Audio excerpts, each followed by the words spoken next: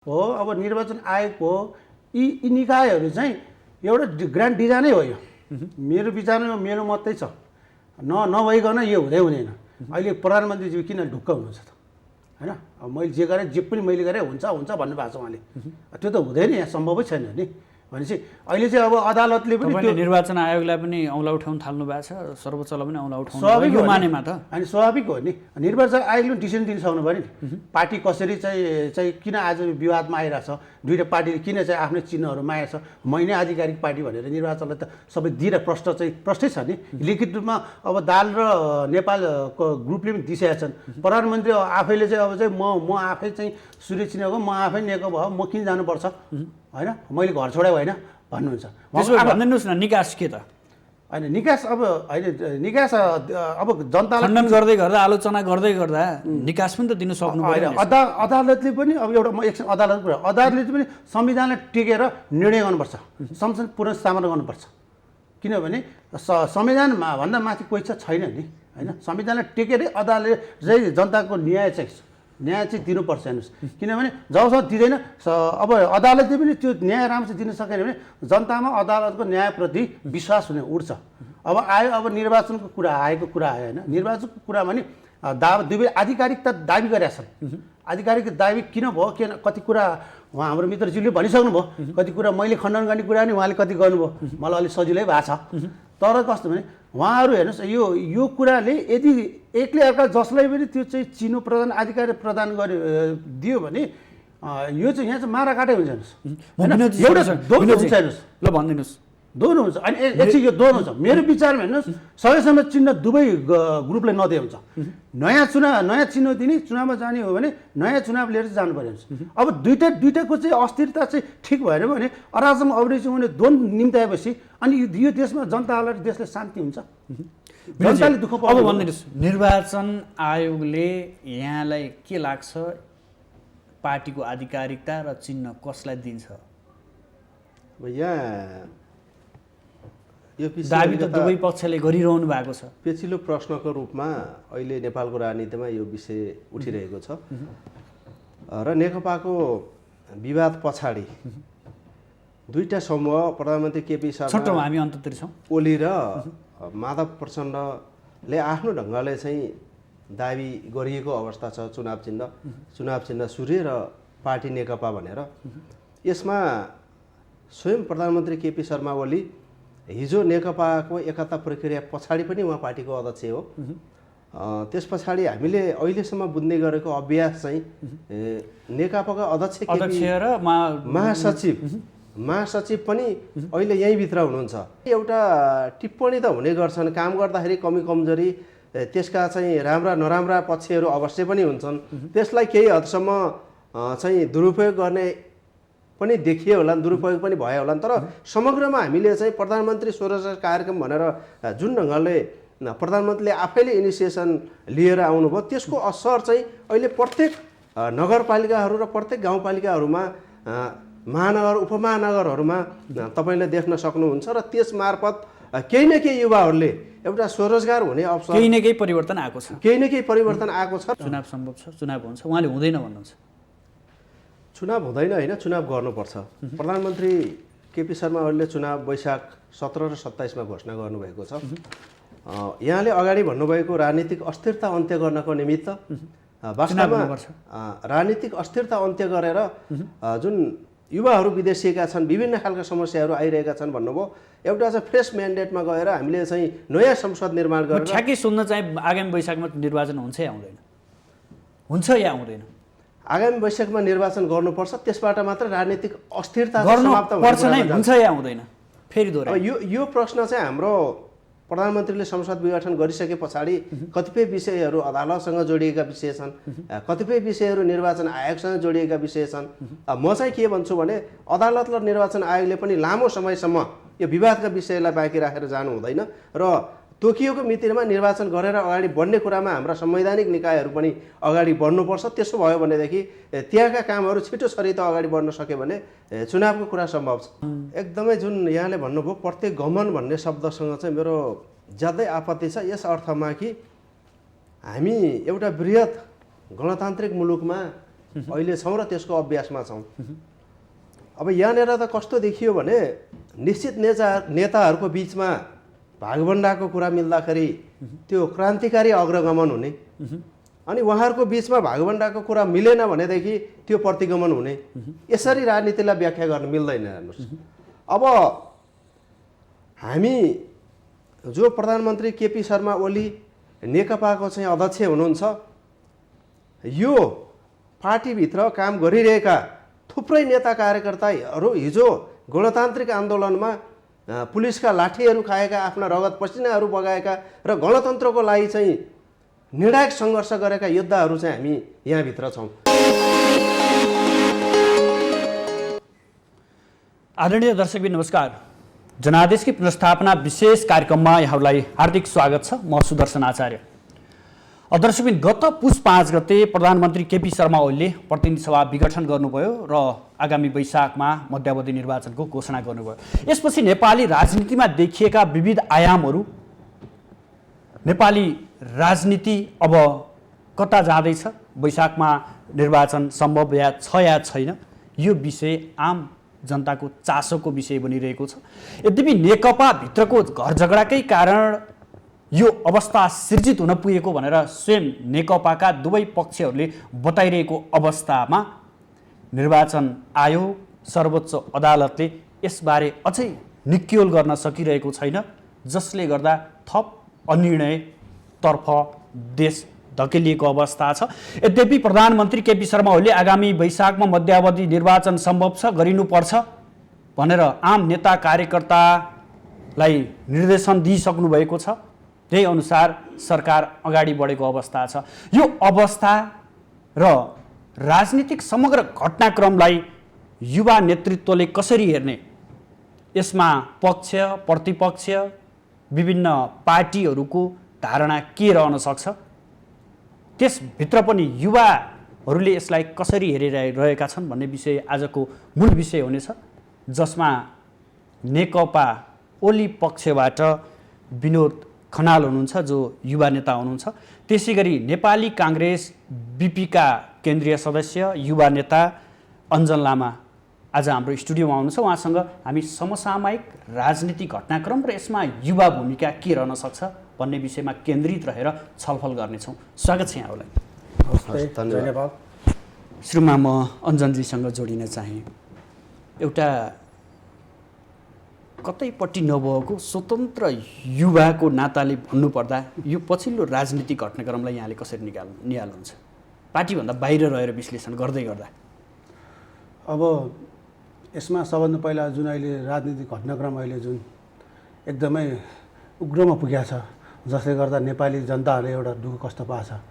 अब पहिलो सुरु त अब प्रधानमन्त्रीज्यू र होइन प्रधानमन्त्रीज्यू र राष्ट्रपतिज्यूले जुन अहिले कदम चाल्नु भएको छ, त्यो विश्वको कुनै पनि राष्ट्रमा संविधानलाई नटिकिकन, संविधानलाई नछोइकन उहाँहरूले चाहिँ जुन यो चाहिँ अहिले बिगड्ने, त्यो चाहिँ एकदमै चाहिँ ठिक भएन। त्यो चाहिँ अलिकति प्रतिगामी नै भयो, जसले गर्दाखेरि अब विश्वका कुनै पनि संविधानमा विघटन गर्दाखेरि संविधानलाई टेकेर विघटन गरेको छ, तर यो चाहिँ भएन। हाम्रो राष्ट्रमा चाहिँ यो चाहिँ भएन, किनभने संविधानलाई टेकेर नगर्नु भनेको त्यो चाहिँ एउटा प्रतिगमनमै हो, उन्मुख भएको। विनोदजी, पक्कै पनि तपाईँले यो कदम सही छ भन्नुहुन्छ, किनभने तपाईँ ओली पक्षबाट आफ्ना विचारहरू राख्दै आउनु भएको छ। यो भन्दै गर्दा आम जनता, आम सर्वसाधारणले यो राजनीतिक घटनाक्रम, यो अस्थिरतालाई रुचाएको मान्नुहुन्छ यहाँले? वास्तवमा अहिलेको राजनीतिक घटनाक्रम जुन ढङ्गले विकास भएको छ, वास्तवमा नेपाली जनताले विकास र समृद्धि चाहिरहेको बेला हो यो। र त्यही विकास र समृद्धिका निमित्त नेकपालाई 2/3 नजिकको मत दिएर जनताले सत्तामा पुर्याएकै हुन्।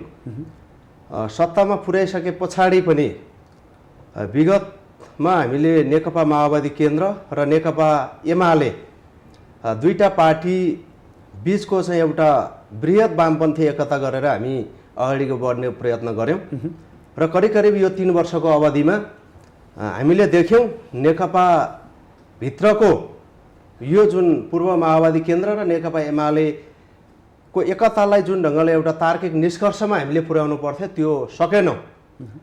त्यसको पछाडिका कारणहरू हामीले खोजी गऱ्यौँ भनेदेखि अब यहाँ म आम नेपाली जनताको सामु मैले भन्नु पर्दाखेरि त्यो एउटा तार्किक निष्कर्षमा पुग्न नसक्नुको परिणाम आज नेकपाका अध्यक्ष हालका प्रधानमन्त्री केपी शर्मा ओलीले संसद विघटन गरेर ताजा जनादेशको निमित्त उहाँ अगाडि बढ्नुभएको छ र वास्तवमा विश्वका जुनसुकै प्रजातन्त्रका कुरा गरे पनि जनतामा गएर ताजा जनादेश लिने र त्यस मार्फत फेरि पनि जसले ताजा जनादेश जनताले दिन्छन् उसले चाहिँ सत्ता सञ्चालन गर्ने अवस्था निर्माण भएर अगाडि बढ्नु मलाई लाग्छ यो प्रजातन्त्रको गणतन्त्रको यो मूल्य मान्यताभित्रै पर्ने कुरा हो र यो कुरामा अगाडि बढ्दाखेरि नै हाम्रो मुलुक राजनीतिक हिसाबले पनि एउटा विनोदजी तपाईँले यो बताउँदै गर्दा यसका पनि प्रक्रिया होलान्, विधि होलान्,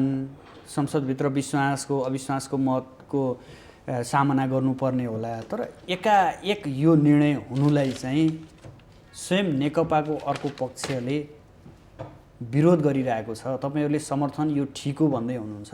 ठिक चाहिँ के? स्वाभाविक रूपमा यहाँले भन्नुभयो जस्तो कुनै पनि पार्टीभित्र पक्ष र विपक्ष हुन्छन्, त्यहाँभित्र अन्तरसङ्घर्ष हुन्छ, तब मात्र एउटा जीवन्त पार्टीको निर्माण हुन्छ। हामीले यो विभिन्न राजनीतिक दलहरूका बिचमा भएका अभ्यासका क्रममा यो सिकेका बुझेका कुरा हुन्। तर नेकपाको विवाद पछाडि, एकता प्रक्रिया पछाडि जुन ढङ्गले नेकपाभित्र चाहिँ एउटा निष्कर्षमा पार्टीलाई पुर्याउनु पर्ने, पार्टीलाई चलायमान गराउनु पर्ने अवस्था थियो, त्यो हुन सकेन। त्यसको पछाडि के प्रधानमन्त्री पार्टी अध्यक्ष केपी ओलीले मात्र त्यसको कारण हो अथवा केपी ओलीले गर्दा हो भन्ने कुरा आम नेपाली जनताले बुझ्नुभएको छ। वास्तवमा केपी ओलीले चाहिँ एउटा समृद्ध नेपाल, सुखी नेपाली बनाउने एउटा चाहिँ नाराका साथ धेरै विषयवस्तुहरू, धेरै विकासका कार्यक्रमहरू पनि उहाँले अगाडि बढाउनु भएको थियो। तर ती कार्यक्रमहरू अगाडि लैजानका निमित्त पनि अवरोध उत्पन्न गर्ने र पार्टीभित्रको जीवनलाई, पार्टी जीवनलाई पनि सहज ढङ्गले अगाडि बढाउने कुरामा अवरोध उत्पन्न हुने र एउटा खालको चाहिँ मान्छेको शरीरभित्र पनि एउटा प्यारालाइसिस भन्ने एउटा खालको चाहिँ रोग उत्पन्न हुन्छ नि, त्यति बेला मान्छेको चाहिँ एउटा यस्तो अवस्था आउँछ। त्यो अवस्थामा मान्छेले शरीरको एउटा आफ्नो पार्ट नै पनि गुमाएर भए पनि बाँकी शरीर चाहिँ जोगाउनु पर्ने अवस्थामा हामी पुग्छौँ।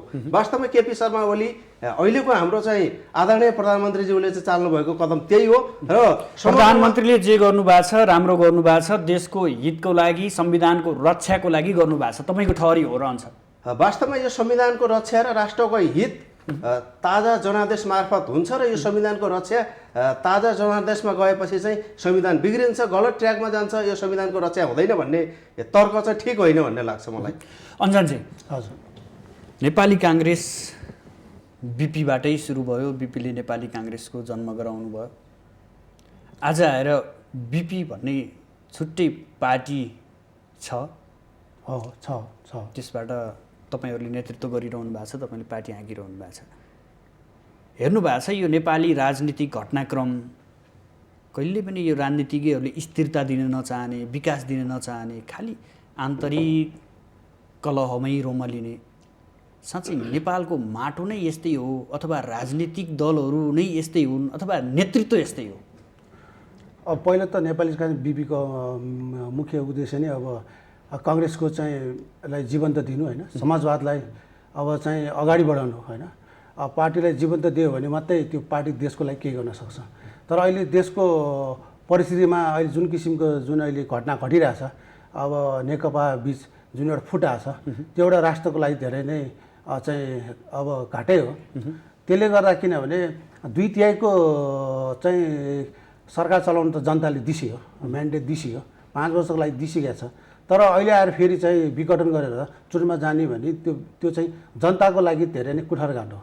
किन जनताले एकचोटि दिएपछि जनताको चाहिँ जीवनस्तरलाई पनि हेर्नु पर्ने। जनताको जुन चुनावमा गएपछि त्यहाँ चाहिँ चुनावमा कति खर्च हुन्छ होइन, 70 अरबको खर्च त एउटा चुनावमा लाग्छ। अब 5 वर्षको लागि 70 अरब खर्च गयो, फेरि 70 अरब चाहिँ त्यता पनि नजाउँ, साँच्चै बिपीले सपना बोके जस्तै बिपीले देखे जस्तै नेपाली राजनीतिज्ञहरू छन्, नेताहरू छन्, म त्यहाँ जोड दिन त्यो चाहन्छु। त छैन, किनभने कदापि छैन। कहाँनिर कमजोरी देख्नुहुन्छ तपाईँले? बिपीकै सन्तानहरू, बिपीकै अनुयायीहरूको पनि त अहिले यहाँ बालवाला नै छ, राजनीतिक पार्टीहरू छ, उहाँको विचार सिद्धान्त बोकेर हिँडिरहेको छ, तर किन मिल्न सक्दैन? माटो नसुहाउने हो कि भनेर म फेरि प्रश्न गर्न चाहेँ। त्यही कुरा भएर त आज नेपाली काङ्ग्रेस बिपी चाहिँ खडा भएको होइन, किनभने नेपाली काङ्ग्रेसको चाहिँ आदर्शलाई जोगाउनु र समाजवादलाई जीवन्त दिने नै आज हाम्रो पार्टीको मेन उद्देश्य हो। मैले अघि नै भनिसकेँ। तर जुन किसिमले बिपीले चाहिँ उद्घाटित गरेको चाहिँ पार्टीहरू हाम्रो चल्न सकेको छैन, किनभने पार्टी र चाहिँ राष्ट्रभन्दा माथि चाहिँ आफ्नो व्यक्तिगत स्वार्थ राखेका छन्, जसले गर्दा तपाईँले भने जस्तै बिपीको कुरा गर्नुभयो, बिपीलाई बचाउन, बिपीका सिद्धान्त विचारलाई बचाउन हामी बिपी पार्टी खोलेर अगाडि बढेका छौँ। त्यसो भए त आम जनताहरू तपाईँकै पछि लर्को लागेर आउनुपर्ने हो। त्यो देखिएन नि त। तपाईँ त योभन्दा अघिल्लो निर्वाचनमा पनि सहभागी भएकै हुनुहुन्थ्यो तपाईँहरूको पार्टी। किन आउन सकेन? कहाँनिर गल्ती भयो? अब यो पार्टी भर्खर जन्मेको होइन, अब यो जनतामाझ हामी जाँदैछौँ होइन, देशव्यापी हामी लगिरहेका छौँ। अब यो चाहिँ समाजवाद के हो भनेर होइन, त्यसको चाहिँ हामीले चाहिँ नितान्त अब नेपाली काङ्ग्रेसले पनि त्यो किसिमको चाहिँ गर्न सकेका छैनन्, तर उनीहरू पनि आन्तरिक झगडा छन्। त्यही पनि अब अहिले आएर चाहिँ अब नेपाली काङ्ग्रेस बिपीको चाहिँ जुन किसिमले चाहिँ यो जुन पाठ चाहिँ कुनै पनि पार्टीले सिक्न सकेका छैन, किनभने अब अहिले नेपाली काङ्ग्रेस के अरे हाम्रो बिपी अहिले विश्वमा भएको भए ऊ विश्व नेता भइसक्थ्यो, किनभने नेपाल सानो देश छ। अब चारैतिर चाहिँ अब उसलाई चाहिँ राजनीतिक प्रतिबन्धको कुरामा धेरै चाहिँ हस्तक्षेप गरिरहेको हुन्छ नेपालमा होइन। अब कति कुराहरू अब नेपालमा राजनीतिक नेताहरू विदेशी चलखेलबाट चाहिँ बढी चाहिँ आश्रित छन् होइन, जसले गर्दा नेपाली जनता र हाम्रो नेपालको विकास हुन सकेको छैन। त्यसले गर्दा पछिल्लो उसो भए भन्नुहोस्, पछिल्लो यो घटनाक्रम छ नि, यो घटनाक्रममा ठ्याक्कै पार्टीको आधिकारिक धारणा के छ? पार्टीको आधिकारिक धारणा भने अब संसद पुनर्स्थापना हुनुपर्छ, किनभने अब एकचोटि म्यान्डेट 205 वर्ष दिएपछि त्यसलाई चाहिँ बार चुनावमा लानु भने त्यो उचित होइन। अहिले अब केही गतिविधिहरू, केही क्रियाकलापहरू भएको देखिँदैन बिपी काङ्ग्रेसको? होइन, भइरहेछ। अब मिडियाले चाहिँ फोकस गरे हुन्न, मिडियाले चाहिँ अब ठुल्ठुलो पार्टीहरूलाई बढी फोकस गरेर चाहिँ त्यो मिडियाले ल्याइरहेको हुन्छ। तर चाहिँ अब हाम्रो पार्टीको गतिविधि ल्याउन सक्नु भने त्यो कुराहरू चाहिँ अगाडि बढ्छ। अब मिडिया नै हाम्रो पक्षमा छैन, त्यही भएर चाहिँ अलिकति चाहिँ हामी अलिक छायामा परेको छ, तर चाहिँ हाम्रो जति पनि गतिविधि छायामा परेको छैन। विचार बलियो छ तर पार्टी सानो भएको हुँदाखेरि छायामा परियो कि भन्ने एउटा चाहिँ स्वाभाविक हो। विचार चाहिँ अब बलियो छ हाम्रो, त्यो बलिएको आधारमा हामी अहिले चाहिँ नयाँ पार्टी खोल्या हो। विनोदजी, हजुर, एउटा पक्ष सडकमा छ, विघटनका विरुद्धमा छ, त्यसको प्रत्युत्तर दिँदै प्रधानमन्त्री ओली पनि हिँडिरहनु भएको छ। एकले अर्कोलाई चाहिँ आरोप प्रत्यारोपको राजनीति चलिरहेको छ। यही हो राजनीति? राजनीतिज्ञहरू यस्तै हुन्छन्? वास्तवमा हाम्रो देशमा असल राजनीतिक संस्कारको चाहिँ विकास हुन सक्दैन, यो कुरालाई हामी सबैले स्वीकार्नुपर्छ। असल राजनीतिक संस्कारको विकास भइदिएको भए सायद हाम्रो देश आज प्रजातन्त्र स्थापना भइसकेको लामो समय पछाडि पनि हामी देशको चाहिँ एउटा उन्नति, प्रगति र समग्र विकासको निमित्त जुन सङ्घर्ष गरिरहेका छौँ त्यो अवस्थामा हामी हुने थिएनौँ। वास्तवमा यो अवस्था निर्माण हुनुमा हाम्रा राजनीतिक सोचहरू, हाम्रा चिन्तनहरू, हाम्रा चाहिँ पुरातनवादी विचारहरू, यस्ता विषयहरूले काम गरिरहेका छन् र हामी बाहिर भन्दा एउटा कुरा भन्ने र भित्र फरक कुरा गर्ने त्यो खालको संस्कार चाहिँ नेपाली राजनीतिमा देखिएको छ र नयाँ जेनेरेसनलाई चाहिँ सहज ढङ्गले राजनीतिमा स्वीकार गर्न नसक्ने राजनीतिभित्रको एउटा प्रवृत्ति, त्यो त तपाईँ नेकपा भित्र भन्नुहोस्, काङ्ग्रेसभित्र भन्नुहोस्, अन्य पार्टीहरूभित्र भन्नुहोस्, त्यो खालको संस्कृति र प्रवृत्ति हाम्रो भित्र छ, जसका कारणले असल र सभ्य राजनीतिक संस्कार विकास हुनका निमित्त र समृद्ध राष्ट्र बनाउनका निमित्त हामीलाई अवरोध उत्पन्न भइरहेको अवस्था छ। जनताकै लागि गर्ने हो, जनताले नै हामीलाई म्यान्डेट दिन्छन्, हामी जनताकै दुःख सुखमा साथ दिने हो भन्ने नेताहरू देख्नुहुन्छ पछिल्लो समय? अब वास्तवमा राजनीतिक नेतृत्व यहाँले हेर्नुभयो, नेकपाको यो 2/3 नजिकको सरकार स्थापना भइसके पछाडि प्रधानमन्त्री केपी शर्मा ओलीले जुन ढङ्गले उहाँले समृद्ध राष्ट्र निर्माणको एउटा चाहिँ महान अभियानमा आफूलाई संलग्न गराएर यहाँहरूले देख्नु भएको छ विगतका सरकारहरूले गरे भन्दा अहिलेको यो नेकपाको सरकार जुन यो विभाजन हुनुभन्दा पूर्व पनि यद्यपि औपचारिक रूपमा अहिले विभाजन भइसकेको अवस्था छैन, एउटै पार्टीको दुईटा समूहको रूपमा चाहिँ क्रियाशील भइरहेको अवस्था छ र उहाँले जुन एउटा चाहिँ समृद्ध नेपालको सपना बोकेर चाहिँ कार्यान्वयन गर्ने, त्यसलाई चाहिँ साँच्चै नेपालीहरूलाई चाहिँ एउटा चाहिँ सुखी नेपाली बनाउने, समृद्ध नेपाल बनाउने भन्ने चाहिँ अभियानका साथ उहाँ अगाडि बढ्नुभयो। त्यो अभियानमा वास्तवमा यो दुर्भाग्य नै मान्नुपर्छ, नेकपा भित्रै आम रूपमा चाहिँ त्यसको चाहिँ नेताहरूको बिचमा एउटा खालको सहमति जुट्न सकेन। विभिन्न नेताहरूको नाममा चाहिँ आफ्ना मान्छेहरूलाई चाहिँ सरकारभित्र पनि भाग चाहिने, राज्यका विभिन्न अङ्गहरूमा पनि चाहिँ एउटा भाग बन्डाको अवस्था रहने र स्वतन्त्र ढङ्गले चाहिँ मान्छेहरूलाई ल्याएर एउटा चाहिँ समृद्ध राष्ट्र बनाऊ भन्ने एउटा चेत नेताहरूमा रहेन, जसको कारणले गर्दा आज हामीले यो खालको समस्या चाहिँ बिहोरिरहेका छौँ। नेपालका कम्युनिस्टहरू यस्तै हुन्, एक ठाउँ बस्न मिलेर बस्न सक्दैन। अवश्य पनि विगत हेर्नु भएको छ। अब यहाँले भन्नुभएको जस्तो नेपालका कम्युनिस्टहरू एक ठाउँमा बस्न सक्छन्, त्यो आँट गर्न सक्छन् भन्ने विषय त जुन नेकपा पूर्व माओवादी केन्द्र र नेकपा एमालेको बिचमा एउटा खालको चाहिँ सहमति निर्माण गरेर बृहत कम्युनिस्ट पार्टी निर्माण गर्ने र साँच्चै नेपाललाई चाहिँ एउटा गणतान्त्रिक मुलुक बनाएर अगाडि लैजाने, समृद्ध नेपाल बनाउने भन्ने त्यो उद्देश्यका साथ, त्यो कार्यक्रमका साथ चाहिँ नेकपा अगाडि बढेको हो। त्यो आँट, त्यो हिम्मत, त्यो योजना वास्तवमा नेपालको कम्युनिस्ट पार्टीहरूसँग पक्कै पनि छ। यसमा चाहिँ मलाई समस्या लाग्दैन। इतिहासले पनि यही देखाउँछ, कम्युनिस्टहरू इतिहासमा पनि धेरै लामो समयसम्म टिक्न सकेनन्, वर्तमान पनि त्यस्तै छ अवस्था। एउटा चाहिँ कम्युनिस्टहरू बिचको यो रोग चाहिँ नेपालमा देखियो। तर म चाहिँ के भन्छु भने हामीले विगतबाट पाठ सिक्ने हो, शिक्षा लिने हो र भविष्य निर्माण नयाँ ढङ्गले हामीले गर्ने हो, सृजनात्मक हिसाबले गर्ने हो। अब हामीले विगतबाट अहिलेसम्मको नेकपाको विवादसम्म आउँदाखेरि यसबाट अब हामीले सिक्नुपर्ने पाठ चाहिँ के हो भने यसरी जाँदाखेरि न देशको समृद्धिको कुरा सम्भव छ, न नेपाली जनताको समृद्धिको कुरा सम्भव छ, न त नेपाल कम्युनिस्ट पार्टीको भविष्यको कुरा नै सम्भव छ।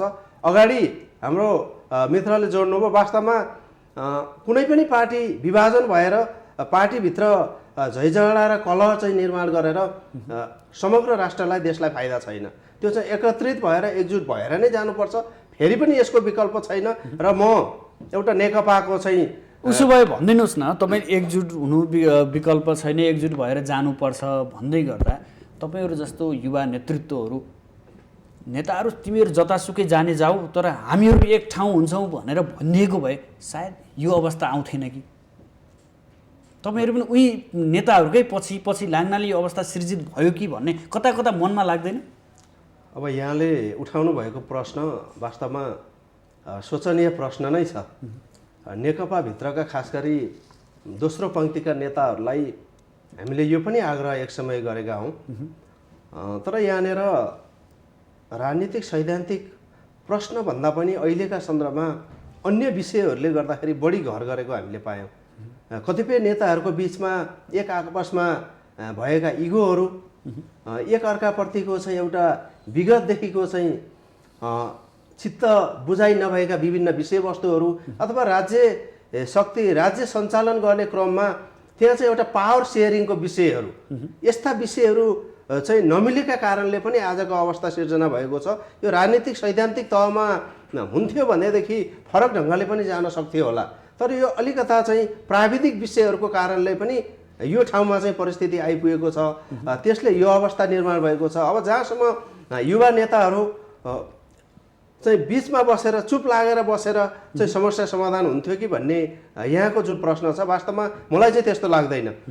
किनभनेदेखि तपाईँ जहाँनिर तपाईँले सत्यको पहिचान गर्नुहुन्छ, सत्य हो भन्ने तपाईँलाई लाग्छ, त्यहाँनिर तपाईँ उभिएरै कुनै पनि विषयवस्तुलाई हामीले ठिक ठाउँमा ल्याउन सक्छौँ, न कि तपाईँ चाहिँ बिचमा बसेर यो पनि हो ऊ पनि हो भन्ने खालको चाहिँ कुराकानी गरेर कुनै पनि विषयवस्तु त्यो चाहिँ सच्चाइमा ठिक ठाउँमा आउन सक्दैन। ओली पक्ष सही थियो र तपाईँहरू त्यो पक्षमा लाग्नु भएको छ, यसको अर्थ स्वाभाविक हो। पार्टीभित्रको समस्या एउटा अवस्थामा अगाडि बढिसके पछाडि जुन ढङ्गले प्रधानमन्त्री केपी शर्मा ओलीले संसद विघटन गरेर ताजा जनादेशमा जानको निमित्त उहाँले चाहिँ आग्रह गर्नुभयो, त्यो निर्णय गर्नुभयो, वास्तवमा त्यो कुरा सही नै थियो र त्यो चाहिँ हामी कसरी पनि त्यसलाई भन्न सकिन्छ भनेदेखि पार्टीभित्र पनि एउटा खालको विवादको अवस्था भइसके पछाडि सरकार सञ्चालन गर्ने कुरामा पनि विभिन्न खालका बाधा अवरोधहरू त्यहाँ सिर्जना भइसके पछाडि अन्य विपक्षी पार्टीहरूको निमित्त पनि र नेकपाकै निमित्त पनि फ्रेस म्यान्डेटमा गएर चाहिँ अगाडि बढ्ने कुरा, जुन संसदीय चलखेलभित्र कुन पार्टी फेरि पनि प्रधानमन्त्री हुने, कुन पार्टीबाट चाहिँ मन्त्री बन्ने, प्रधानमन्त्री बन्ने, यो खालको होडबाजी चाहिँ को अवस्था फेरि निर्माण हुनुभन्दा एउटा चाहिँ ताजा जनादेशमा गएर देशलाई नयाँ सिराबाट नयाँ ढङ्गबाट यो प्रसङ्ग म एकैछिन निकाल्छु। अन्जानजी, लाखौँ युवा विदेशमा छन्, रेमिट्यान्स पठाउँछन्, त्यही रेमिट्यान्सले राजनीतिक पार्टीहरू नेताहरूले त्यही युवालाई चुसेका छन्। देश विकासतर्फ कसैको सोच छैन। तपाईँहरू जस्तो युवा नेतृत्व यतातर्फ अलि जोड दिएर लाग्ने कि उही पार्टी पुरानै ढर्रा, पुरानै विचार, पुरानै सिद्धान्त भनेको छ त्यही पछाडि हिँड्ने कि नयाँ जेनेरेसनलाई क्याप्चर गर्दै देशमै समृद्धितर्फ अगाडि बढ्नको लागि लाग्ने? प्रश्न चाहिँ एकदम राम्रो उठाउनु भएको छ। अब पहिला चाहिँ अब राजनीतिक संस्कार राम्रो हुनुपर्यो, पार्टीको स्कुलिङै राम्रो छैन। पार्टीले अब जुन कार्यकर्ताले जे भने त्यही यसमा जाने भयो र देश र राष्ट्रको लागि सोच्ने कुरै छैन। उनीहरू चाहिँ अब देश र राष्ट्रलाई सोच्नु भने आफ्नो व्यक्तिगत स्वार्थमा बढी छ। पार्टीभन्दा माथि उठेर उनीहरूले आफ्नो चाहिँ क्रियाकलाप गर्न सकेका छैन। अब देशमा अब जति पनि विकास नहुनु कारण आन्तरिक विवाद हो। आन्तरिक विवादले गर्दाखेरि चाहिँ यो देश चाहिँ अहिले चाहिँ पछाडि धकेलिएको छ। अब युवाको कुरा गर्ने हो भने अब हामी जस्तो तमाम युवाहरू हामी पार्टीमा छौँ, तर पार्टीभित्र पनि जुन किसिमको स्कुलिङ छ त्यो स्कुलिङले युवाहरूको पनि जति पनि त्यो अब मन मस्तिष्क छ त्यो चाहिँ उनीहरूले चाहिँ एउटा चाहिँ पोलिटिकल स्लेबको चाहिँ उसमा चाहिँ राजनीतिक दास बनाएर उनीहरूले चाहिँ अगाडि बढाएको छ। 2007 सालपछि हेर्ने हो भने हामी व्यवस्था परिवर्तन गऱ्यौँ, नेतृत्व पनि परिवर्तन गऱ्यौँ, सिद्धान्त पनि परिवर्तन गऱ्यौँ, तर संस्कार परिवर्तन किन गर्न सकेनौँ? जसले गर्दा आज आम युवा विदेशिन बाध्य छ, स्वदेशमा केही छैन। यो के हुँदैछ? नेपालको राजनीति, नेपालको युवा नेतृत्वको भविष्य के हुँदैछ? यसप्रति कतिको चिन्ता गर्ने गर्नुभएको छ? अब जुन पार्टीहरूले नेतृत्व ल्याएको छ तिनीहरूले चाहिँ अब एउटा चाहिँ युवाको लागि के सोच्न सकेका छैन। किन युवाहरू सबै वितृष्णा भइसकेका छन्, होइन, विचलन भइसकेका छन्। अब यत्रो राष्ट्रमा चाहिँ अब हेर्नुहोस् कति चाहिँ अब शिक्षित बेरोजगारीहरू जन्मेको छ, होइन, उनीहरूलाई एउटा चाहिँ व्यवस्थापन गर्न सकेका छैन। अब एउटा राज्यले पार्टीले एउटा कार्यक्रम ल्याउँछन् तर त्यो कार्यक्रम त्यति चाहिँ उपयोगी भएको छैन। अब अहिले हेर्नु कति युवाहरू विदेश छन्। अहिले हेर्नु सबैको घरको परिवारको हेर्नु एकजना चाहिँ विदेशमा चाहिँ रहेकै हुन्छ। कति यो कोभिड-19 गर्दा कति चाहिँ विदेशमा फर्केका छन्, तर अहिले पनि उनीहरूलाई चाहिँ एकदम विचलन भएर फेरि चाहिँ विदेशी नै परेको छ, होइन। जसले गर्दाखेरि अब रेमिटेन्सको कुरा आयो, त्यही रेमिटेन्सको आशाले गर्दाखेरि उहाँलाई विदेशी पठाउन लाग्यो कि भयभरको युवा चाहिँ अब चाहिँ कार्य चाहिँ विदेशी हुनु अनि हामी चाहिँ राज गरौँ भन्ने सोच पनि होला। यो भित्री चाहिँ पोलिसीहरू हुनसक्छ। किनभने अरूलाई गाली गर्दै गर्दा हामी पनि जिम्मेवार हुनुपर्छ है, हामी सानो पार्टी भए पनि हामी पनि युवा हौँ भन्ने कुरा पनि त तपाईँ महापान्ति पनि त लागु हुन्छ नि। तपाईँहरूले के गरिरहनु भएको छ? तपाईँहरूको युवा समूहले, एउटा युवा राजनीतिज्ञहरूले के गरिरहनु भएको छ यो विषयमा? अनि अब हामीले त आफ्नो ठाउँमा चाहिँ गरेका छौँ, किनभने सरकारको कदम विरुद्ध पनि हामी गरेका छौँ। ठिक होइन भने आवाज उठाएको छौँ, पेट्रोलियमको कुराहरूमा उठाएको छौँ, होइन, बिजुलीको कुराहरू पनि हामीले उठाइरहेको छौँ, नउठा होइन। तर चाहिँ अब हाम्रो सुनिदिने कुराहरू अब उहाँले कतिको जिम्मेवारी लिनुहुन्छ, होइन। अब अमेरिकामा हेर्नु हो भने एउटा व्यक्तिले तपाईँको प्ले कार्ड गऱ्यो भने त्यहाँको सरकार ढल्माइन्छ, त्यति चाहिँ राजनीतिक त्यहाँ चाहिँ चेतना हुन्छ। जसले गर्दाखेरि किन यो भयो भन्दाखेरि उनीहरूले चाहिँ गम्भीर रूपमा चाहिँ सोच्छन्। तर हाम्रो देशमा त्यो छैन। जे हुँदै गर्छ त्यो होस्, अब हामी आफ्नो ठाउँमा जाने भन्ने कुराहरू उनीहरूले चाहिँ गर्छन्। तर आज युवाहरू किन चाहिँ विदेशी र आज युवाहरूले नै चलाउने देश किन चलाउन सकेन? अहिले हेर्नु सबै पार्टीमा हेर्नुहोस् न, सबै तपाईँको 70 नागेका छन्। उनीहरू बार चाहिँ उनीहरू नै आइरहेका छन् र अहिले जनतालाई पनि के भइसक्यो भने एउटै व्यक्तिले कति भोट दिने, पार्टीको चाहिँ उसो भए भनिदिनुहोस् न, तपाईँको बिपी काङ्ग्रेसमा पनि त सबै बुढा पुरानै पुस्ता देखिन्छ नि। तपाईँहरू नयाँ पार्टी भन्नुहुन्छ, नयाँ पुस्ता गएर पार्टी सञ्चालन गरेको भए हुन्थेन? होइन, अब हाम्रो पार्टी पनि अब छन् नभए होइनन्, तर त्यो चाहिँ एउटा अभिभावकत्व चाहिँ अभिभावकलाई अभिभावकत्वै भूमिकामा राखेर युवा जानु पर्थ्यो नि त। त्यहाँनिर पनि तपाईँहरूले सुरुदेखि नै कमजोरी गर्नुभएको छ भने होइन, आगामी दिनमा त कसरी परिवर्तन होला? होइन, त्यो एउटा त्यहाँ पनि अब वृद्धहरूको पनि त्यहाँ चाहिँ कस्तो छ भने उनीहरूको आफ्नो सोच हुन्छ, उनीहरूको सोचलाई पनि हामीले लिनुपर्छ। उनीहरूलाई हामीले चाहिँ होइन, सम्मान गर्नुपर्छ, आफ्नो ठाउँमा छँदैछ, तर नेतृत्व युवाले लिँदा के फरक जान्थ्यो, केही हुन्थ्यो? यो कस्तो नि, भर्खर जन्मेको पार्टीमा सबै थरीको हामीले समेटेर लाने हो, त्यसरी युवालाई फोकस गरेर लाने हो। युवा जागरको लागि हामी अगाडि बढ्ने हो। त्यो चाहिँ हाम्रो चाहिँ बस भइरहेछ, युवाले चलाउनु पर्छ भन्ने छ, उहाँहरूले पनि युवाहरूलाई दिनुपर्ने भन्ने छ। तर पहिलो सुरुमा ड्राइभ गर्न चाहिँ गर्नु पऱ्यो नि, ड्राइभ गर्नु पऱ्यो। अब एउटा बसमा अब चाहिँ बसलाई गाली गरेर के गर्ने? ड्राइभर चाहिँ ठिक छैन भने त्यो बस बेकार हुन्छ, त्यहाँको पेसेन्जरदेखि जहाँ पनि जान्छ। अब ड्राइभर ठिक भयो भने त्यो बस राम्रो चाहिँ गुड्छ, होइन? नभए ड्राइभर ठिक छैन भने त्यो ड्राइभर। तपाईँहरूको पार्टीको ड्राइभरहरू ठिक हुनुहुन्छ? होइन, हाम्रो निश्चित ठाउँमा गइसकेपछि त्यो अझै जोसवाला ड्राइभरलाई चाहिँ त्यो पार्टीको पनि जोसै छैन, जोस भएर नि पार्टी खोले हेर्नुहोस्, होइन? त्यसमा चाहिँ युवालाई दिनुपर्छ नि, उहाँको सोच पनि छ। त्यो भन्दैमा हामीले युवा के अरे विद्यालय चाहिँ दिने, हामी युवा पछि हट्ने पनि होइन। एउटा सङ्गठन क्रममा पार्टीले एउटा संरचना दिन, व्यवस्थापन गर्नलाई त्यस्तो व्यक्तिहरू पनि चाहिन्छ। तर चाहिँ अब यहाँ हेर्नु, अरू पार्टीमा हेर्नु, नेकपामा हेर्नुहोस्, काङ्ग्रेसमा हेर्नुहोस्, अरू सबै हेर्नु न, उनीहरूले बार चलाइरहेका छन् क्या। त्यसले गर्दाखेरि उनीहरूले जसरी देशलाई सुशासन दिन सकेको छैन नि, सबै पार्टीले चलाएको हो नि। अहिले राज्य चलाएको, देश चलाएको, प्रधानमन्त्री। अब असल शासन दिन नसक्ने हिंसा हेर्नुहोस्, अहिले असल शासन दिन सकेन, अहिले हिंसा बढिरहेछ, होइन? पार्टीभित्र हेर्नुहोस्, सबै पार्टीमा अराजक छ हेर्नुहोस्, होइन? अब आफै दम्ब छ। त्यो दम्ब के को लागि? देश र जनताको लागि चाहिँ म चाहिँ केही गर्छु, देशको जनताको लागि आर्थिक चाहिँ अवस्था स्तरमा बढाउँछु, देशलाई समृद्धि विकास लान्छु भन्ने कुरामा दम्ब गर्नु न। तपाईँ एक आपसमा चाहिँ खिचताना गरेर आज लडाइँ भइरहेको छ। देख्नुभयो अहिले सबभन्दा ठुलो पार्टी नेकपा अब चाहिँ खेमा नै भएको छन्, कोही सडक छन्, कोही अब तपाईँ सरकारमा छन्। उनीहरू पनि हिजो त दुःख गरेर आएको पार्टीहरू हो नि त, होइन? सबै त्यहाँ सडकमा हुने नै। तर उहाँले आफ्नो पार्टीभित्रको आन्तरिक विवादै मिलाउन सक्नु भएन। आज विवाद मिलाउन नसक्नु भएर अहिले चाहिँ किन चाहिँ देशलाई अहिले चाहिँ ठुलो घाटा भइरहेछ, यो कुरा चाहिँ बुझ्नुपर्ने हो। अब अहिले दुईजनाको लडाइँ गर्दाखेरि देशमा हेर्नुहोस्, अहिले अब देख्नुभयो, अब दुइटै खेमाहरूले हेर्नु, नेकपा खेमाहरूले हेर्नुभयो, होइन? कोही तोडफोड गरेर हिँडेका छन्, बिचरा दुःख गरे खाने। आज जनता आजित छन्, बन्द हडताल जनताले अब नहोला कि भन्यो, अपेक्षा गर्यो, तर त्यो हुन सकेन। राजनीतिक दलहरूले कहिले पनि स्थिरता दिन चाहेनन् वा सकेनन्। अब त्यो कुरा हुन्न नि। अब चाहिँ मलाई काम गर्न दिएन, प्रधानमन्त्रीले भन्नुभयो म काम गर्न दिएन, मैले चाहिँ अब चाहिँ संसद विघटन गर्यो भन्ने संविधानको चाहिँ त्यो के अरे लाई नै नटेकिकन चाहिँ त्यसरी विघटन गर्न पाइँदैन। 3-3 चोटि त संविधानको त्यो बैठक बोलाएर, संसद बैठक बोलाएर त्यो निर्णय गर्ने त्यो भएको छैन। हो त्यो लाद्नु भने नै प्रतिगमन हुने हो, होइन? अब तानाशाही जस्तो लाद्नु हो, होइन? अब दुईवटा पार्टीको झगडाले आज देशमा हेर्नुहोस् न, कुनै कुराहरू अगाडि बढ्न सकेको छ। अब नेकपामा चाहिँ अब ओली समूह र अब नेपाल दालको समूह हेर्नुहोस्, होइन? अब त्यो बिचमा हेर्नुहोस्, अब त्यो झगडा अहिले जनताहरूले देखिरहेको छ कि यिनीहरू आफू झगडा किन सरकार आफै सरकारमा छन्, आफ्नै पार्टी छन्, पार्टी पनि फुटेको छैन। तर अहिले आएर चाहिँ अब आफ्नै सरकारमा चाहिँ विरोध गरिरहेछन्। कारण के लाग्छ तपाईँलाई? तपाईँले बाहिरबाट निहाल्दै गर्दा अब नेकपाको आन्तरिक कारण के जस्तो लाग्छ यहाँलाई? किन यो ध्रुवीकरण देखिएको होला? ध्रुवीकरण भने आफ्नो पार्टीभन्दा अब माथि उठ्न सकेन क्या।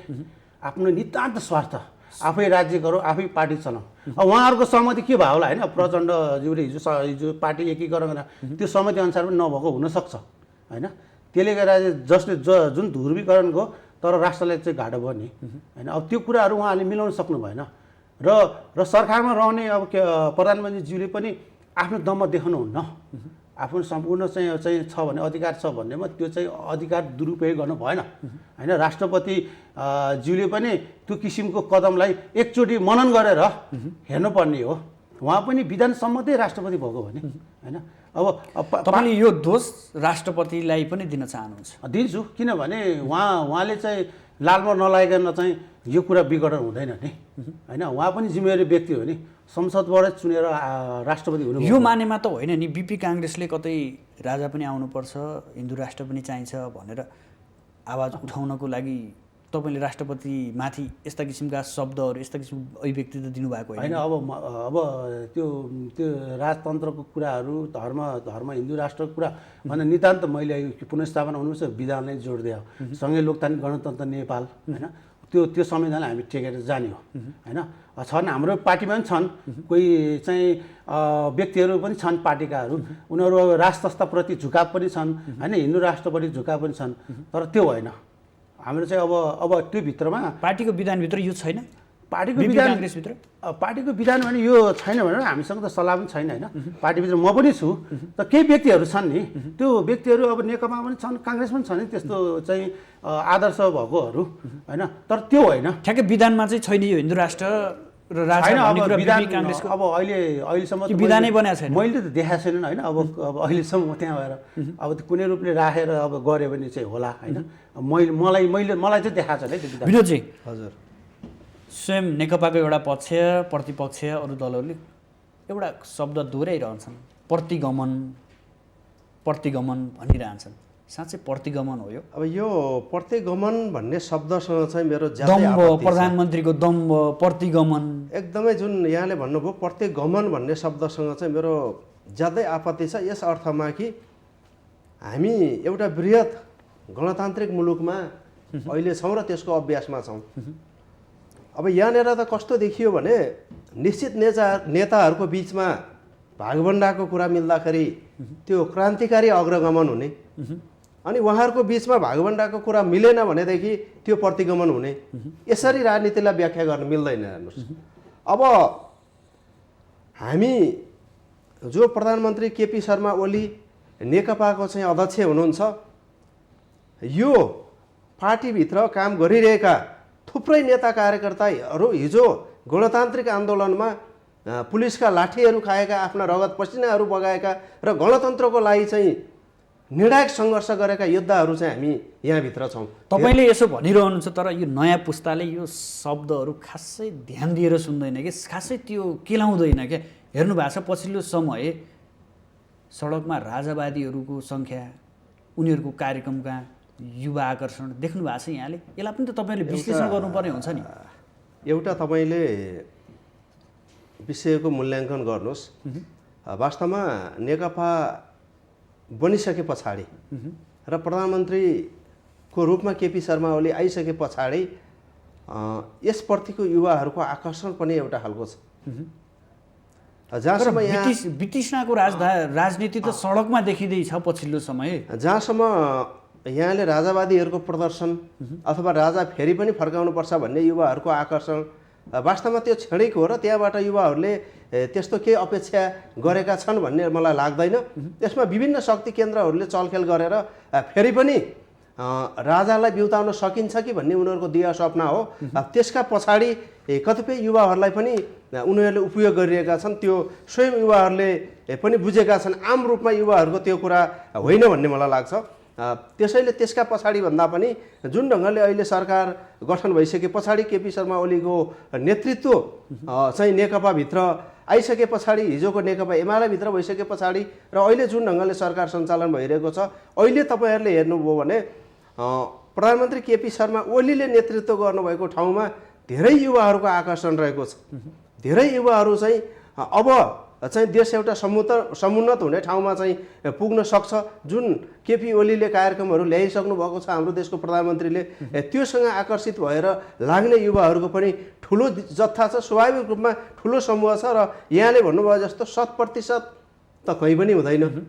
हरेक कुरालाई हामीले सापेक्षिक रूपमै बुझ्नुपर्छ र त्यो रूपमा हेर्दाखेरि अब युवा आकर्षण गर्न सकिन्छ भन्ने क्षणमा चाहिँ हामी पुगेका छौँ र त्यो आजको आवश्यकता पनि हो र सम्बोधन हुनु पनि पर्छ। प्रसङ्ग यहाँनिर कोट्याएँ जस्तो अस्ति मात्रै प्रधानमन्त्रीले नारायणी टी अगाडिबाट सम्बोधन गर्नुभयो, बृहत जनसभा गर्नुभयो। हजुर हजुर हजुर। अनेक आकलन गरियो कि त्यहाँनिर हो ल प्रधानमन्त्री हिन्दू राष्ट्र घोषणा गर्दै हुनुहुन्छ अरे, सङ्घीयता नै खारेज गर्दै हुनुहुन्छ अरे, प्रदेश संरचना नै हटाउँदै हुनुहुन्छ अरे भन्ने यस्ता किसिमका अफवाह किन फैलाइन्छ? यसले पनि त कता कता यो व्यवस्था नै धरापमा पर्न लाग्या हो कि व्यवस्थालाई नै कमजोर बनाउन लाग्या हो कि भन्ने लाग्दैन? यस्ता कुतत्त्वहरूलाई नियन्त्रण गर्नु पर्दैन र भने यो यहाँले भन्नु भएको विषय चाहिँ बिल्कुल रूपमा यो चाहिँ प्रतिक्रियावादीहरू, साँच्चै प्रतिगमनका मतियारहरू र यो देशमा कम्युनिस्ट पार्टीको भविष्य देख्न नचाहनेहरूले को हुन्? स्पष्ट पार्दैनन्। यिनीहरू को हुन्?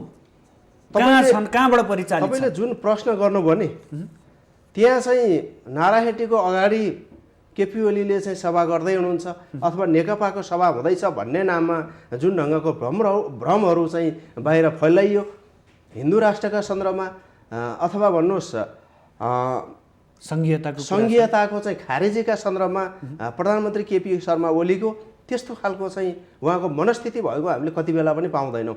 यो गणतन्त्रका निमित्त र यो नेपालको प्रजातन्त्रका निमित्त बैलगाडा चढेर अमेरिका पुगिन्न भन्ने भनाइ पनि त त्यतिखेर प्रधानमन्त्री ओलीकै हो नि, त्यतिखेर अध्यक्ष हुनुहुन्थ्यो होला। एउटा सन्दर्भ थियो, एउटा सन्दर्भमा उहाँले एउटा विषय त्यो अहिले प्रसङ्गमा आइरहेको छ, सबैलाई त्यो शब्दहरू उचालिरहेको अवस्था छ होइन। समय क्रममा हामीले त्यसको छलफल चलायौँ भने त कुनै बेला नेताहरूले के भन्नुभयो, कमरेड प्रचण्डले कुनै बेला के भन्नुभयो, कमरेड माधव नेपालले के भन्नुभयो, कमरेड केपी ओलीले अथवा चाहिँ कमरेड वामदेव गौतमले के भन्नुभयो भन्नेतिर होइन। अब हामी नयाँ परिस्थितिमा कसरी अगाडि जान सक्छौँ र हामीले जब हाम्रो यो संविधान निर्माण भयो, संविधान निर्माण भइसके पश्चात हामीले यो संविधानलाई टेकेर र यो संविधानले चाहिँ संस्थागत गरेका उपलब्धिहरूमाथि टेकेर चाहिँ अगाडि बढ्ने कुरा हो। टेकेर भन्नुहुन्छ, तर यही प्रतिनिधि सभा विघटन संविधान विपरीत भयो, धारा 85 धारा 76ले दिँदैन भनेर सडकमा किन आइरहेछन् त? फेरि नेपालमा प्रधानमन्त्रीहरूले संसद विघटन गरेर ताजा जनादेशका लागि जानुभएका विगतका उदाहरणहरू पनि छन्। त्यो संविधानै फरक छ, यहाँलाई 47 सालको संविधानै फरक छ, त्यतिखेरको व्यवस्था अर्कै छ, अहिलेको व्यवस्था अर्कै छ। कुनै पनि प्रजातन्त्रमा एउटा चिज यहाँले के ख्याल गर्नुपर्छ भने अहिलेको नेपालको प्रधानमन्त्री केपी शर्मा ओली पनि प्रजातान्त्रिक मुलुकको प्रधानमन्त्री हो र प्रधानमन्त्रीले अगाडि नै बढ्न नसक्ने अवस्था भइसके पछाडि ताजा जनादेशको निमित्त जान पाउने स्पिरिट मलाई लाग्छ त्यो संविधानले चाहिँ रोकेको छैन। त्यसमा त्यो चाहिँ अधिकार उहाँले राख्नुहुन्छ। देशको प्रधानमन्त्री भएको र 2/3 नजिकको संसदले चाहिँ एउटा निर्वाचित गरेको प्रधानमन्त्री पनि त हो नि त उहाँ। अब विगतमा पनि त यही नजिर दोहोरिएला, अर्कोले बहुमत लिएर आउला, पार्टी सञ्चालन गर्ला, मन परेन भने फेरि जनादेश भनिदेला। यो नजिरको कुरा पनि हुन्छ, आगामी दिनका कुराहरू पनि हुन्छ। विगतलाई हेरेर तपाईँले भने जस्तै आगामी दिनमा यसो नहोला भन्न कहाँ सकिन्छ? ठिकै भन्नुभयो। एउटा चाहिँ हामी नेपालको प्रजातान्त्रिक अभ्यास त्यति लामो प्रजातान्त्रिक अभ्यास होइन भन्ने पनि हामीले स्मरण गर्नुपर्छ। खास गरी 2046 साल अगाडि हामी एउटा पञ्चायती निरङ्कुशताभित्रै थियौँ। त्यस पछाडिको हाम्रो चाहिँ प्रजातन्त्रको इतिहास हो र यो प्रजातन्त्रलाई चाहिँ समृद्ध बनाउने सन्दर्भमा, लोकतान्त्रिक गणतन्त्रलाई समृद्ध बनाउने सन्दर्भमा र प्रजातान्त्रिक विकास, मूल्य मान्यताको विकास गर्ने सन्दर्भमा विकासका चरणमा यस्ता विषयहरू आउने गर्छन्।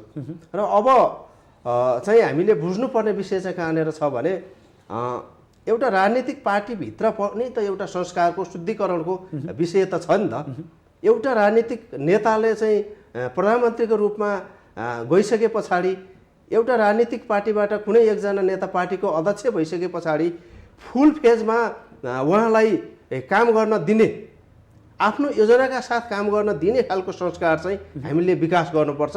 त्यो संस्कार विकास नभएको कारणले आजको परिस्थिति निर्माण भएको छ र हामी त्यो संस्कार विकास गर्ने दिशामा अब चाहिँ अगाडि बढ्नै पर्दछ भन्ने हो।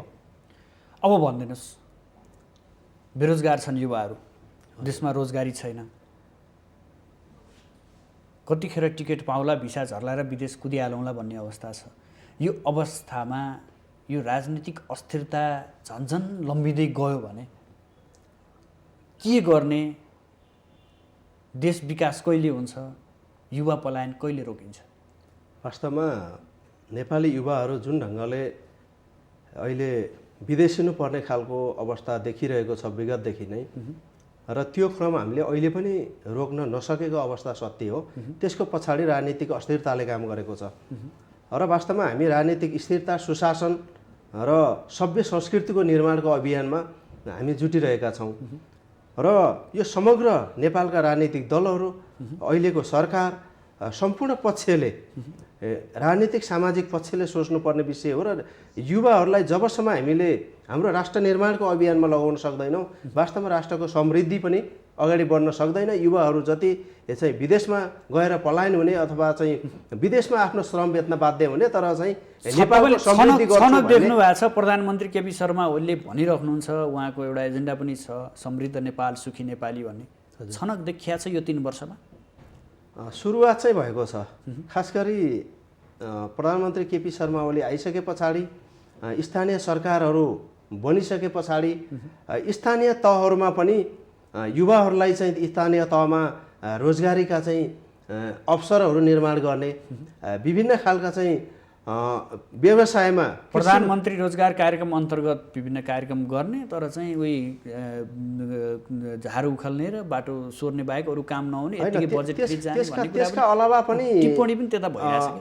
त्यो पनि एउटा टिप्पणी त हुने गर्छन्। काम गर्दाखेरि कमी कमजोरी, त्यसका चाहिँ राम्रा नराम्रा पक्षहरू अवश्य पनि हुन्छन्। त्यसलाई केही हदसम्म चाहिँ दुरुपयोग गर्ने पनि देखिए होला, दुरुपयोग पनि भयो होला। तर समग्रमा हामीले चाहिँ प्रधानमन्त्री स्वरोजगार कार्यक्रम भनेर जुन ढङ्गले प्रधानमन्त्रीले आफैले इनिसिएसन लिएर आउनुभयो, त्यसको असर चाहिँ अहिले प्रत्येक नगरपालिकाहरू र प्रत्येक गाउँपालिकाहरूमा, महानगर उपमहानगरहरूमा तपाईँले देख्न सक्नुहुन्छ। र त्यसमार्फत केही न केही युवाहरूले एउटा स्वरोजगार हुने अवसर, केही न केही परिवर्तन आएको छ, केही न केही परिवर्तन आएको छ र त्यो एउटा सुरुवात भएको छ। यसलाई हामीले सफलतामा पुर्याउन बाँकी छ। यो अभियानमा अगाडि बढ्नुपर्छ। अब आगामी वैशाखमा मध्यावधि निर्वाचन कतिको सम्भव देख्नुहुन्छ र यहाँको पार्टी के गर्छ? मध्यावधि निर्वाचनमा जान्छ? पहिलो कुरो चाहिँ चुनावै हुँदैन। किन हुँदैन भने अब हाम्रो प्रधानमन्त्री केपी शर्मा विनोदजीलाई मैले सोधेँ, चुनाव सम्भव छ, चुनाव हुन्छ, उहाँले हुँदैन भन्नुहुन्छ। चुनाव हुँदैन होइन, चुनाव गर्नुपर्छ। प्रधानमन्त्री केपी शर्मा ओलीले चुनाव वैशाख 17 र 27मा घोषणा गर्नुभएको छ। यहाँले अगाडि भन्नुभएको राजनीतिक अस्थिरता अन्त्य गर्नको निमित्त वास्तवमा राजनीतिक अस्थिरता अन्त्य गरेर जुन युवाहरू विदेशिएका छन्, विभिन्न खालका समस्याहरू आइरहेका छन् भन्नुभयो, एउटा चाहिँ फ्रेस म्यान्डेटमा गएर हामीले चाहिँ नयाँ संसद निर्माण गरेर ठ्याक्कै सुन्न चाहिँ आगामी वैशाखमा निर्वाचन हुन्छ या हुँदैन? हुन्छ या हुँदैन? आगामी वैशाखमा निर्वाचन गर्नुपर्छ। त्यसबाट मात्र राजनीतिक अस्थिरता समाप्त हुन्छ या हुँदैन? फेरि दोहोऱ्याउ। यो प्रश्न चाहिँ हाम्रो प्रधानमन्त्रीले संसद विघटन गरिसके पछाडि कतिपय विषयहरू अदालतसँग जोडिएका विषय छन्, कतिपय विषयहरू निर्वाचन आयोगसँग जोडिएका विषय छन्। म चाहिँ के भन्छु भने अदालत र निर्वाचन आयोगले पनि लामो समयसम्म यो विवादका विषयलाई बाँकी राखेर जानु हुँदैन र तोकिएको मितिमा निर्वाचन गरेर अगाडि बढ्ने कुरामा हाम्रा संवैधानिक निकायहरू पनि अगाडि बढ्नुपर्छ। त्यसो भयो भनेदेखि त्यहाँका कामहरू छिटो छरितो अगाडि बढ्न सक्यो भने चुनावको कुरा सम्भव छ। ठ्याक्कै यो वैशाखको मितिमा अझै पनि भन्ने अवस्था छैन। अब 100% चुनाव हुन्छ भन्ने कुरा त प्रधानमन्त्री केपी शर्मा ओलीले घोषणा गर्नुभयो। केवल उहाँको कुरा मात्र रहेन नि, राज्यका अरू अङ्ग पनि छन्, अन्य दलहरू पनि छन्। त्यसमा चाहिँ उहाँहरूको सहभागिताको प्रश्न पनि छ, नेकपाको चाहिँ पार्टीको आधिकारिकताको विषयहरू पनि छन्। यो सबै विषयले त्यो कुराको यो विषय निर्भर गर्छ। अन्जानजीसँगै जोड्दै थिएँ, तपाईँले निर्वाचन हुन्न भन्नुभएको छ, सरकार निर्वाचन गराउने पक्षमा छ, उहाँ पनि धुलमुलै देखिनुभयो। प्रधानमन्त्रीले भनेर मात्रै हुँदैन, अरू संरचनाहरू पनि यावत कुराहरू पनि हुन्छ भन्नुभएको छ। अब मुलुक कता जाँदैछ, हामी कता जाँदैछौँ, अब कसरी अगाडि बढ्नुपर्छ, युवाको भूमिका के रहन्छ? अब प्रधानमन्त्रीले त अब भनिसक्नु भयो वैशाखमा चुनाव हुन्छ, मैले तोकेको डेटमै हुन्छ भन्नुभएको छ। त्यो सम्भवै छैन। उहाँले चाहिँ आफ्नो चाहिँ प्रधानमन्त्री कार्यकाल चाहिँ उहाँले लम्ब्याउनु खोज्नु भएको छ। उहाँले अन्तमा होइन चुनाव गर्न सक्नु सङ्कटलाई लाएर भयो भने आफ्नो चाहिँ त्यो चाहिँ कार्यकाल चाहिँ लम्ब्याउनु हुन्छ।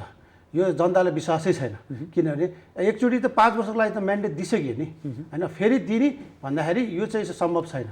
किनभने अब उहाँले चाहिँ जुन किसिमले अहिले चाहिँ अब अदालतको कुराहरू आछन् होइन, निर्वाचनको कुराहरू आछन्, त्यो जम्मै लम्बिने बाटो होइन। अदालत हो, अब निर्वाचन आयोग हो, यी निकायहरू चाहिँ एउटा ग्रान्ड डिजाइनै हो। यो मेरो विचारमा मेरो मात्रै छ, नभइकन यो हुँदै हुँदैन। अहिले प्रधानमन्त्रीज्यू किन ढुक्क हुनुहुन्छ त होइन अब मैले जे गरेँ जे पनि मैले गरेँ हुन्छ भन्नुभएको छ उहाँले त्यो त हुँदैन यहाँ सम्भवै छैन नि भनेपछि अहिले चाहिँ अब अदालतले पनि तपाईँले निर्वाचन आयोगलाई पनि औँला उठाउन थाल्नु भएको छ सर्वोच्चलाई पनि औँला उठाउनु स्वाभाविक यो हो नि। मानेमा त अनि स्वाभाविक हो नि निर्वाचन आयोगले पनि डिसिसन दिन सक्नु पऱ्यो नि पार्टी कसरी चाहिँ किन आज विवादमा आइरहेछ दुईवटा पार्टीले किन चाहिँ आफ्नै चिन्हहरू मागेको छ मैले आधिकारिक पार्टी भनेर निर्वाचनलाई त सबै दिएर प्रष्टै छ नि लिखित रूपमा अब दाल र नेपालको ग्रुपले पनि दिइसकेका छन् प्रधानमन्त्री आफैले चाहिँ अब चाहिँ म आफै चाहिँ सूर्य चिनेको म आफै नेकपा हो म किन जानुपर्छ होइन मैले घर छोडे होइन भन्नुहुन्छ त्यसो भए भनिदिनुहोस् न निकास के त होइन निकास अब होइन निकास अब जनतालाई खण्डन गर्दै गर्दा आलोचना गर्दै गर्दा निकास पनि त दिनु सक्नु होइन पर्यो अदालतले पनि अब एउटा म एकछिन अदालतको कुरा अदालतले पनि संविधानलाई टेकेर निर्णय गर्नुपर्छ संसद पुनर्स्थापना गर्नुपर्छ किनभने संविधानमा भन्दा माथि कोही छैन नि होइन संविधानलाई टेकेरै अदालतले